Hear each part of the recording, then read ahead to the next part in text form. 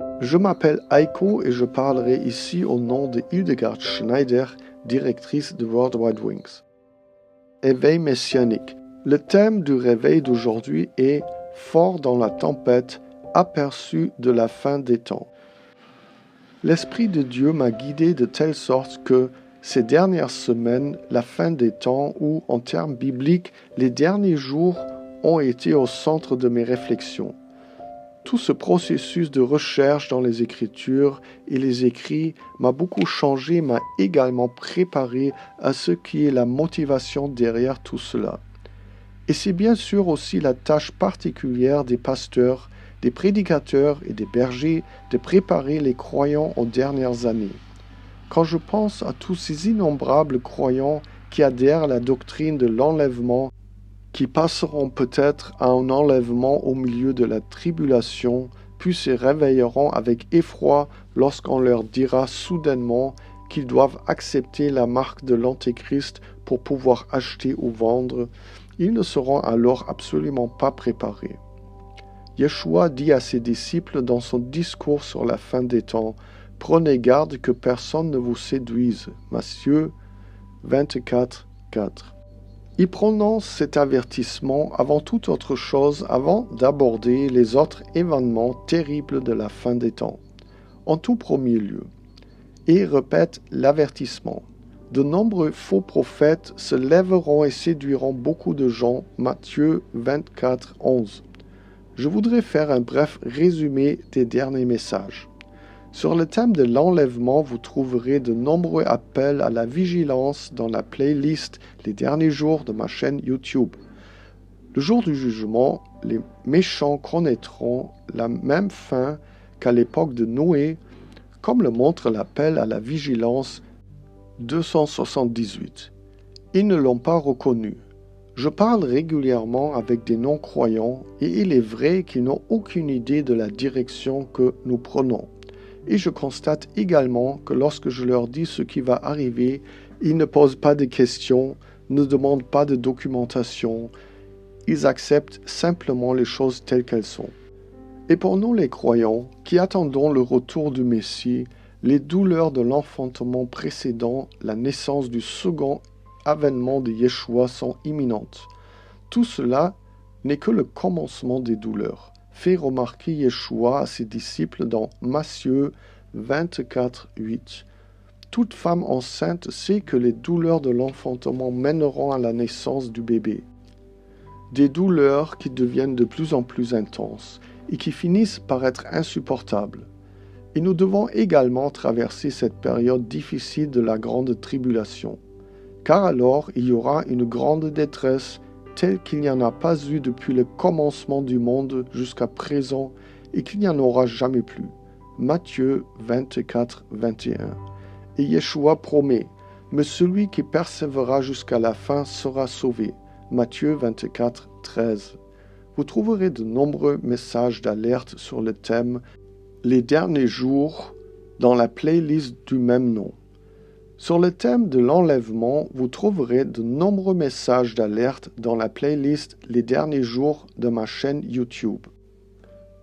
Comment traverserons-nous cette période? Par la prière et la foi. Les témoins de la foi de Tanakh sont notre modèle. Or, la foi est une réalité de ce que l'on espère, une conviction de choses que l'on ne voit pas. Car c'est par elle que les anciens ont obtenu un témoignage. Hébreux 11, 1 à 2.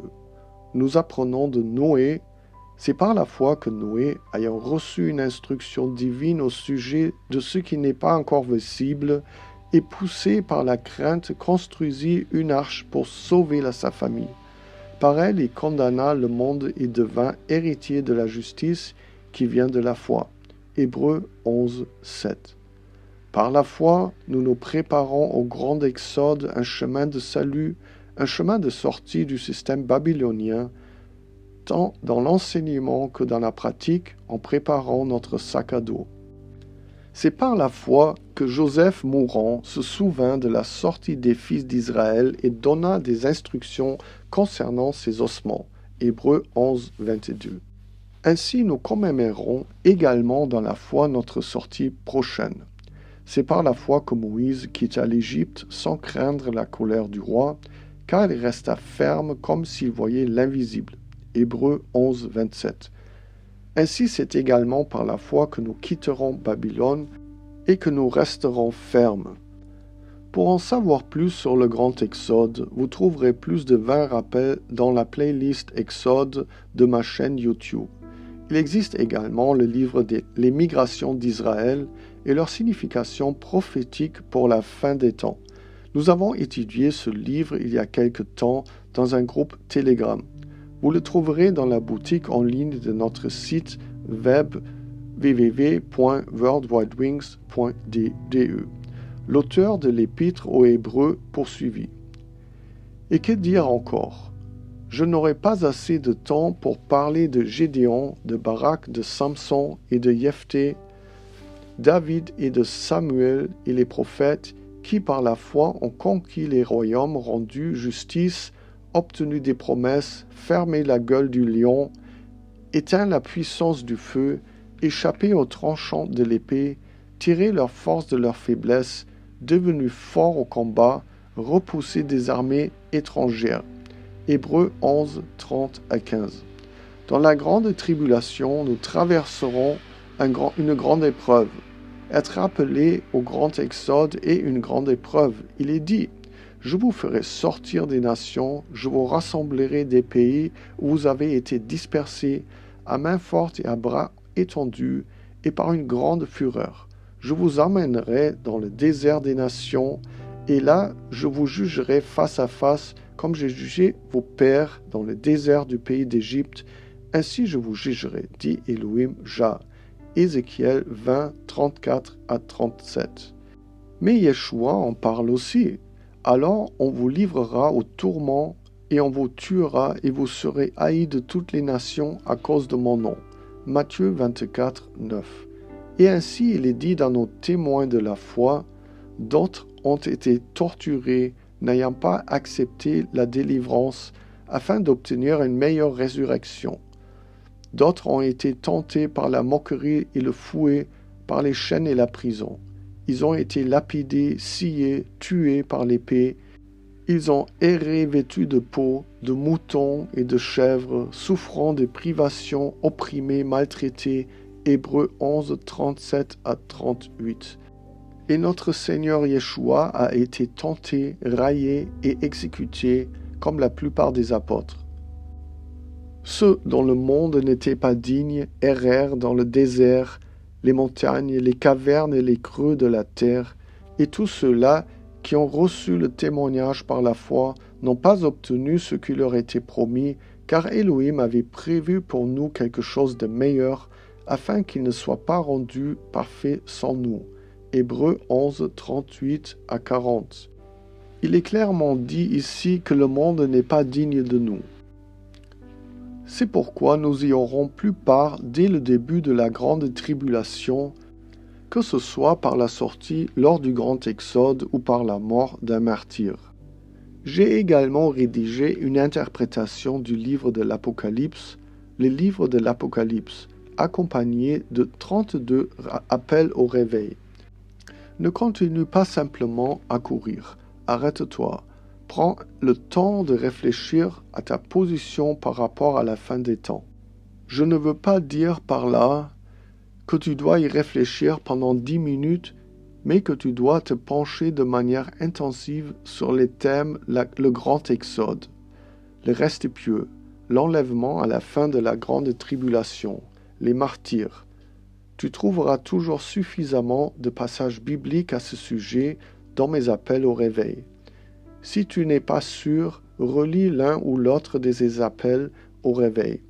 Construis ainsi une structure solide en toi, prends des décisions et oriente-toi en fonction de celles-ci dans la prière et dans la foi. Prendre une décision te donne une force inébranlable ces derniers temps. Il ne s'agit pas seulement des connaissances, mais nous avons besoin dans tout cela d'une lumière surnaturelle de la compréhension du monde spirituel afin d'avoir la mentalité du Messie. Et quelle était son attitude? Il a vaincu l'ère présente en donnant sa vie. Cela vaut la peine de vaincre. Dans les livres de l'Apocalypse, chapitres 2 et 3, nous trouvons un groupe de croyants dévoués et fidèles au sein d'une église et ils sont appelés vainqueurs. Ce sont ceux qui vainquent le péché et la mondanité et qui, au milieu de la décadence spirituelle qui les entoure, restent fidèles au Seigneur. Le Seigneur s'intéresse avant tout aux vainqueurs. Et il y a 7 promesses pour les vainqueurs. Ils mangeront de l'arbre de vie, ils ne souffriront pas la seconde mort, ils recevront la nourriture cachée, leur nouveau nom sera écrit sur une pierre, ils auront autorité sur les nations païennes, ils seront vêtus de vêtements blancs et leur nom ne sera pas effacé du livre de vie. Ils seront élevés au niveau de colonnes dans le temple et il leur sera donné de s'asseoir avec Yeshua sur le trône. En Yeshua, nous pouvons vaincre, comme il a vaincu, qu'il nous en accorde la grâce. Maintenant donc, ces 3 choses demeurent. La foi, l'espérance, l'amour. Mais la plus grande de ces choses, c'est l'amour. 1 Corinthiens 13, 13. Grâce à la foi et à l'espoir, nous persévérons jusqu'à la fin, comme nos pères dans la foi, et nous partirons pour le grand exode. Et dans l'amour de Yeshua, nous vaincrons là où cela sera nécessaire. Vous pouvez aider à diffuser le message en laissant un j'aime et en vous abonnant à la chaîne. Merci beaucoup. Que Dieu vous bénisse tous.